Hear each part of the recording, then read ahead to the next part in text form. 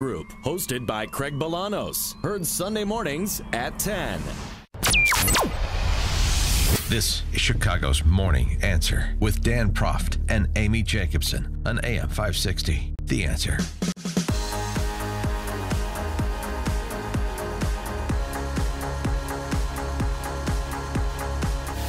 Good morning, Dan and Amy. So President Trump weighed in on the Democrat Socialist Party and their real difficulty in coming together to denounce Omar. To denounce anti-Semitism in general, to denounce Omar specifically. And again, I ask, if you have to author and pass a resolution that denounces anti-Semitism, what does that say about what you've been tolerating prior to that resolution? Exactly. And why, Jewish lawmakers, Chuck Schumer, Jan Schakowsky, Congresswoman Schakowsky, I don't think they should turn on their tribe. I thought yesterday's vote by the House was disgraceful because the Democrats have become an anti-Israel party. They've become an anti-Jewish party. And I thought that vote was a disgrace. And so does everybody else if you get an honest answer. Now, here's the good news. Very much like wanting to see a microphone in front of Ocasio-Cortez. Yeah. At every waking moment, every moment possible. So I'm so thankful that she's on display at the South by Southwest conference. I want Omar, Tlaib, AOC, just continue talking, and let's put a GoPro on them or something else. Oh, yeah. I want to hear every pronouncement because she can't help herself. Omar, Breaking Bad on former President Obama. Oh, yeah, that pretty face of his, huh? Pretty face. His agenda of hope and change was an illusion, and he got away with murder. She cited the caging of kids at the Mexican border, droning of countries around the world on Obama's watch. Gee, I wonder what country she'd be referencing. I have no idea. We can't only be upset with Trump, she told Politico. His policies are bad, but many of the people who came before him also had really bad policies. They were just more polished than he was. Oh, that sounds like almost a Joe Bidenism. Yeah, and my favorites, we want to recognize the actual policies that are behind the pretty face and the smile. Mm-hmm. Wow. Now, she really learned her lesson. I love this. I knew she would do this, too. You're not going to stop if you censure her. Well, it's not going to work. Well, I'm sorry. Everything she says is not wrong. No, that's true, too. So the interesting thing was when this, of course, came out in Politico, I don't know why she didn't think it would, she said, misquoted. Right. It's like Charles Barkley saying he was misquoted in his autobiography. I was taken out of context. Not what I said. Okay. The problem is that Tim Alberta, the Politico reporter in question, released a recording and the transcription of it, which substantiates that his reporting was accurate, that Representative Omar said these things. For more on all of this fun with the Democrat Socialist du jour in the news, we're pleased to be joined by Michael Rubin, resident scholar for the American Enterprise Institute, author of books including Dancing with the Devil and Kurdistan Rising. Michael, thanks for being with us. Appreciate it. Hey, thanks for having me, Dan. So how did you receive the Omar, or the reaction to Omar, and the comprehensive statement against hate that the House Democrats cobbled together, as Noah Rothman over at Commentary said, trying to denounce anti-Semitism without offending anti-Semites? Noah Rothman is absolutely right in that.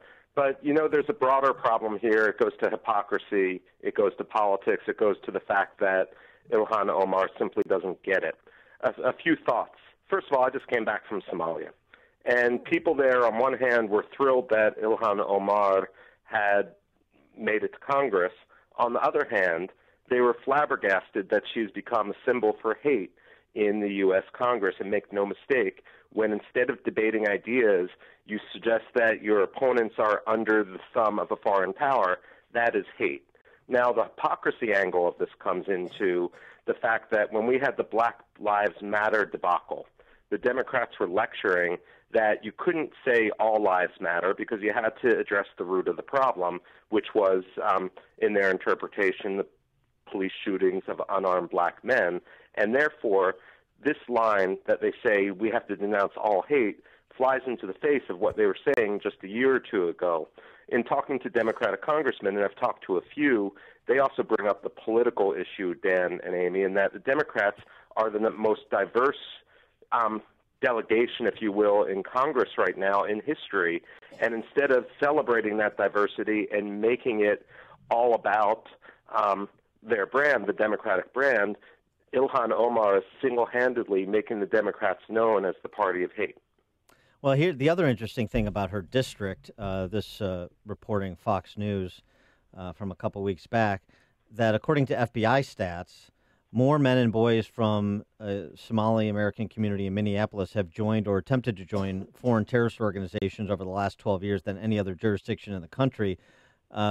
Just essentially making the point that Omar's district is, even if it's a small percentage, it's still the terrorist recruitment capital of the United States. You know, that's a huge problem, and that's a broader problem with our immigration policies. And this is something else which I've heard a lot of immigrants, not just from Somalia, but from other places, talk about when it comes to Ilhan Omar, in that her life story is compelling. She was forced to be a refugee fleeing al-Shabaab. She ended up in a refugee camp for 4 years. And yet when she comes to the United States, when the United States rescues her, like it has so many other refugees over the years, including one of my grandparents and so forth, the fact of the matter is she bashes all the policies which have made the United States great over the years. Now, I'm not saying as a refugee or as an immigrant you can't criticize the United States. You certainly can. But if that criticism goes to the root of American history and the evolution of the United States as a republic and what the United States stands for, a lot of immigrants are left scratching their head and saying, hey, why exactly did you come here? And a lot of those who are engaged in the immigration debate and want more immigrants to come, legal immigrants to come, are basically frustrated that her line of argument is starting to basically give fodder to those who say, hey, look, we got to slow down immigration because people don't get the United States. Well, now, your trip to Somalia, were you there to study Representative Omar or learn about her past? No. I'm a foreign policy and defense analyst, and so I was going to the region in order to look at foreign policy and defense issues. Mm-hmm.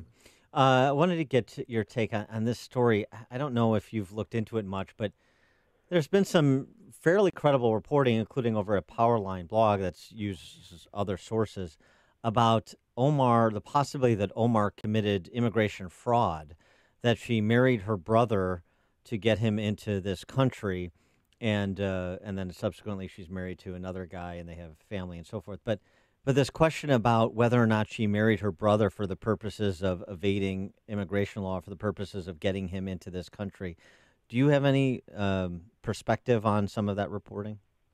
First of all, I think that Powerline blog deserves a Pulitzer Prize, not just for this, but for any number of other lines of argument that they have gone down. For those of your listeners who don't know Powerline blog, it's basically written by 3 lawyers and an academic, and it's the most thoughtful, brilliant center for analysis that I think we have on the internet right now.